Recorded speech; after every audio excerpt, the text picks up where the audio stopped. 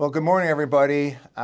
It's Memorial Week here in Chicago, and I thought in honor of Memorial Week coming and Memorial Day that here at Alex Brown Raymond James, being a veteran, that I would call in an esteemed somebody to discuss things about Memorial Day and what it means to be a veteran.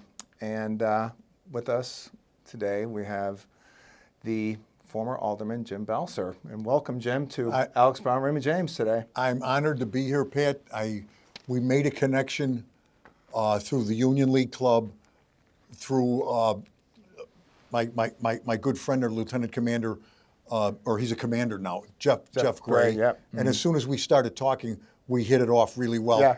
You're from the old neighborhood. You have family down in Bridgeport. In Bridgeport, Yeah. where 5 generations of my family have been, and where I'm still at. And your Army service is impressive. As I said, in my family, my grandfather served in the Navy in World War I, re-enlisted in World War II. My dear mother served in the Army during World War II.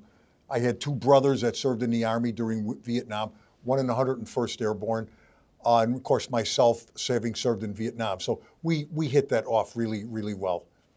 Yeah, when Jim and I first started talking, and I knew he was from Bridgeport, where my family has 3 generations of Polish. My great-grandparents who came from Poland, and they lived there for 100 years on the same block, on the same street, on Lock Street. On Lock Street. And when Jim and I started talking on the phone about stands at the corner, or St. Bridget's, or Archer Avenue, or the Chicago River that bubbles right over there, all those things, Kaminsky Park. And that's, where your family was from. That's where I grew up, on the west side of Bridgeport. Grew up in a little area that borders the river, and, well, it's the expressway now. The expressway, and Stan's Beef Sandwich, where I used to get beef sandwiches and Italian sausage sandwiches all the time. So we had a lot in common. In fact, I think your grandmother's home is still there. Am I right? Yep. It's there's a picture we could share. This one here. This is the exact building, and that building is still there. Yep. And for those who aren't from Chicago, the porch is called in Chicago language a stoop. So that stoop and the gangway is a classic, iconic Chicago. Where you'd sit out during the summertime. Yeah. Of course, you had to shovel a lot of snow. My brothers told me the story. They came home, and they wanted to get up the stairs during that snowstorm of '67. And they're calling to my father, and he comes out and he threw 2 shovels to him. He goes, "Shovel your way up to the top. Shovel your way up to the top." So a lot of great stories about that, about Bridgeport. And let me speak on Jim. Jim is he's like many veterans, humble. He's a true giver, and has a magnificent, wholesome American background. Just a few highlights on just few things about Jim. Bridgeport, born and raised, oldest of 6. Like many in Chicago, poverty. He's a giver, like I've said. We live in a world of makers and takers, and we need more makers and givers. Jim is a giver. Vietnam veteran, Bronze Star recipient, which Combat is V. Combat V. Being a Bronze Star recipient is a big deal for anyone who doesn't know. I think it's 3 Purple Hearts. 3 Purple Hearts. Became part of the Chicago institution of becoming an alderman 4 terms in a row. Yes. Of service. Reinstituted the Pledge of Allegiance. Yes, and the City Council. And the City Council. And the Veterans Welcome Home Parade. And we're going to come back to that. Yeah, I'd like to circle back, because there's a lot of people involved in it. Yeah, but we're going to come back to that. That's a specific thing I want to hone in on. All the policies, the ordinances that you did to serve in the community, your things with military affairs, to include topics of discrimination that are only really starting to be talked about more so today, but have been going on for years. I want to come back to that too. Um, and that's just a couple highlights. And and from our veteran group here at Raymond James, our Thank commemorative you. coin. I want to make sure you get that, Jim. But I get to Vietnam, and I went into a unit. I went into the 3rd Marine Division.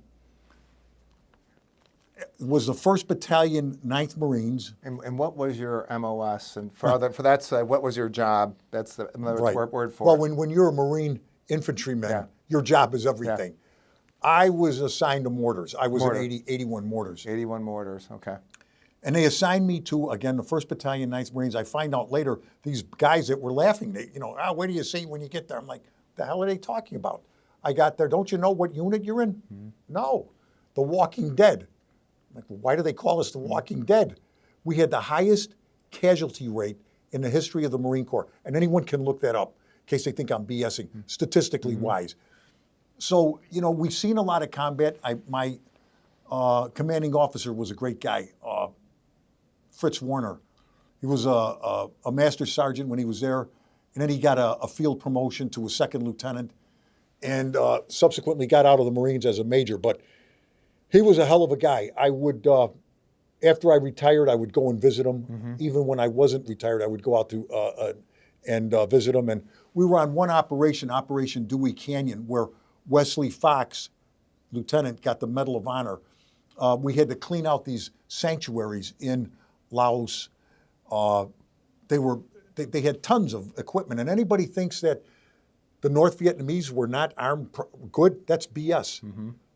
We uncovered thousands of AK-47s, thousands of SKSs. I think it was 4 or 5 Russian 122 howitzers we captured, knocked out track vehicles. So we slowed them down because you can't let them have these sanctuaries, and Americans are dying because they're given a pass on where we can bomb. And like I said, people ask me what's one of the things that could be done different in Vietnam. Don't make us fight with one hand tied behind our back. That's what they did. And this was for context. 1968 started off the year with the Tet Offensive, if I'm right. So there was, correct me if I'm wrong, there was things that were going politically with how the war was being postured at that time too, right. Which was, how was that? Did that affect your time in service there, or was while you were in Vietnam, was all that just back home noise? That's a great way of putting it. It was back. We would talk about it, but you had to keep your eye on the ball out there. You slip up for 1 minute, 1 second, you could be dead. Yeah. I tell the story about Operation Dewey Canyon. This started in January of '69 and went to March of '69. That's how long we were in the field. We weren't getting resupplied. They were shooting down our choppers. Water, how we would get water, we would have to cut down these baby banana trees and wring the rainwater into our helmet. And that's how we were drinking when they could get supplies into us. The first night we got there, that was a real awakening for me. I had to stand lines. And I didn't stand lines in the beginning because I was in 81s. We were in the middle of the perimeter. Mm-hmm. So stand lines, okay. I'm on a little slope, the lines, foxhole here, foxhole there. We dug a foxhole. I think the Marines call it a fighting hole. The Army calls it a foxhole. I got to add that. A little fighting hole, about a foot deep, and this and that. Well, went to sleep. All of a sudden, I hear these explosions. I'm like, what? Where's my rifle? Where's my grenades? You're trying to find your stuff in the dark, and I could still see the enemy shooting at us. That's how close they were right on top of us. Knocked out a hole and killed a couple of Marines, wounded them. We finally drove them back, but I just said, big guy, you better stay awake now. I wasn't me sleeping on duty, but just stay awake, and you got to remember everything. Now, I had fast forward like a year or two later, I'm getting a haircut. And I get a call from my secretary. Now, I'm not an alderman yet. I'm director of veterans. She goes, Jim, a couple of Marines from what do they call it? It was a a helicopter ship. They were denied entry into a bar. I had the barber. I was only 45 at the time, I think. Had him cut off all my hair. I got a uniform. I thought, you want to play games like this? We're going to do it. So I get into the uniform. I got the Marines, and I had on those core frames. I'm like, holy shit, my feet are killing me. So he took me down to the bar, asked to come in. We don't allow people in uniform. Now I'm hearing it firsthand. Well, what was the reason for not Who allowing in the people? heck knows? You start fights, this and that. So I said, can you repeat that? So now he knows I've got to be somebody. I go and get the manager. Manager comes up, and I tell him who I am.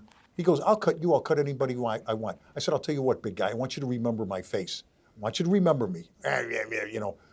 So a couple of bars, it was disheartening for me. But again, we pulled them in front of the Liquor Commission. And they had high-priced lawyers with them. I had this Navy chief who knew the law. And the lawyer goes, well, what if they alter IDs? This Navy chief jumped right on him. He goes, sir, you see this ID? He goes, it's checked when I leave the ship. It's checked when I come back on the ship. He goes, if I shave my mustache, this has to reflect it. It has to show it. So now they're like taken back. I said, look, guys, I said, I'll have your liquor license pulled. This is discrimination, which it was. I said, this is discrimination. You can't do what you're doing. So we settled that. So that's how a lot of people knew me. I was aggressive with the veterans issues. I did not like discrimination. I knew, because being in the Commission on Human Relations, I knew about discrimination, and I knew about liquor license, and I knew standing out there holding a sign isn't going to get it, get the Achilles heels. So I get a call one day, November of 97, I think it was. I went to talk to somebody, and they go, they're considering you for alderman, because the other alderman had left. And what do you think? I said, I'll take it. I said, if you want me, I'll go to it. My mother-in-law, she goes to me, because she's been in politics for a number of years. She goes, are you sure you want to do this? I'm like, holy shit, why is she telling me that? But she knew politics. My mother-in-law, as I said, was my consigliere. I took it. I was sworn in. It was a proud day for me. My grandmother, both my parents were dead, and my family was sitting in the boxes, and I had my grandmother stand with me. And I looked, and some of the aldermen, I'm looking out into the crowd, and some of them are laughing when they're swearing me in. So I look, and there's my grandmother with her. They said, raise your right hand.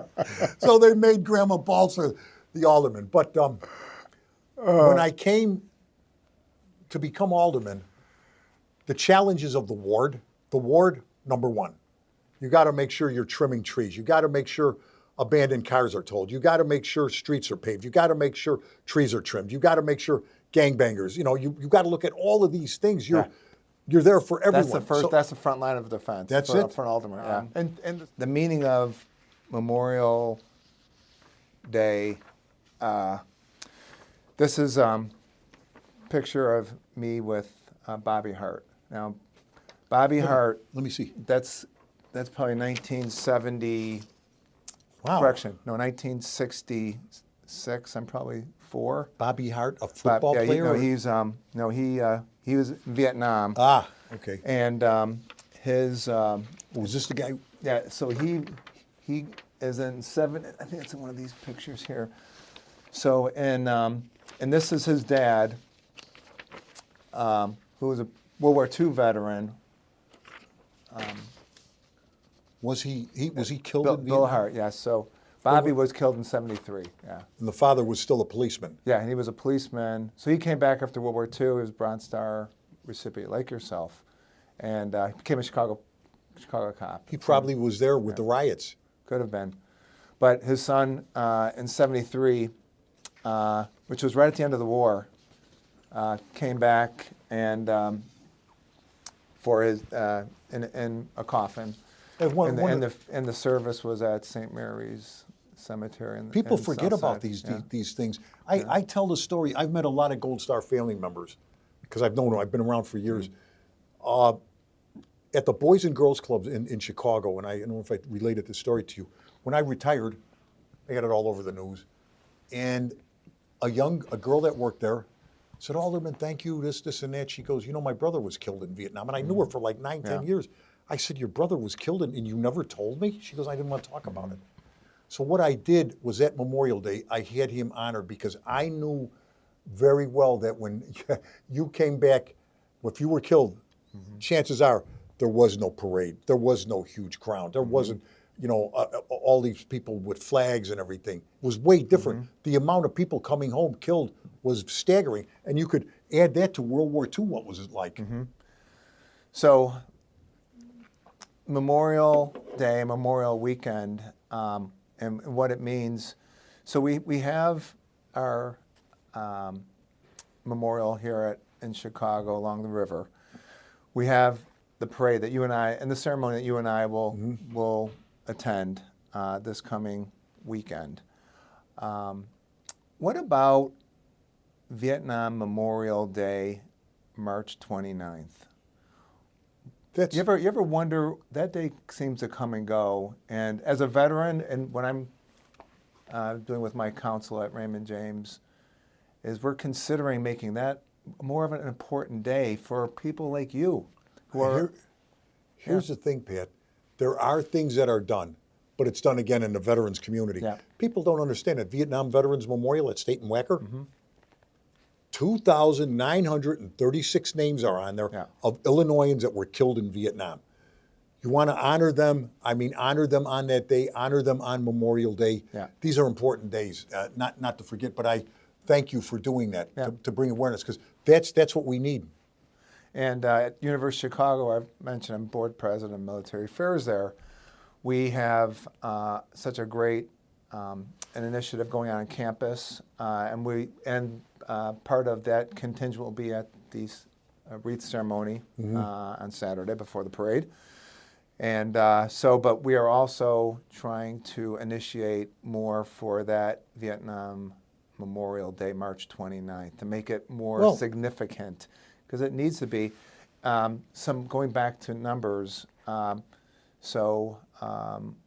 Jim has mentioned that how many names are on that memorial from Illinois. So if we look at our Medal of Honor recipients, you mentioned Alan Lynch.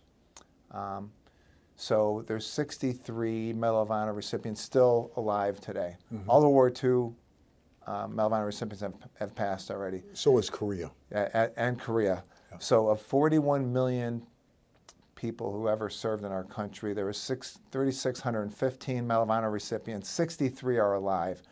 And most of those are Vietnam veterans. Yeah. So my initiative that I'm trying to do is, while these people are still here and we're honored to be with them, make it more prominent.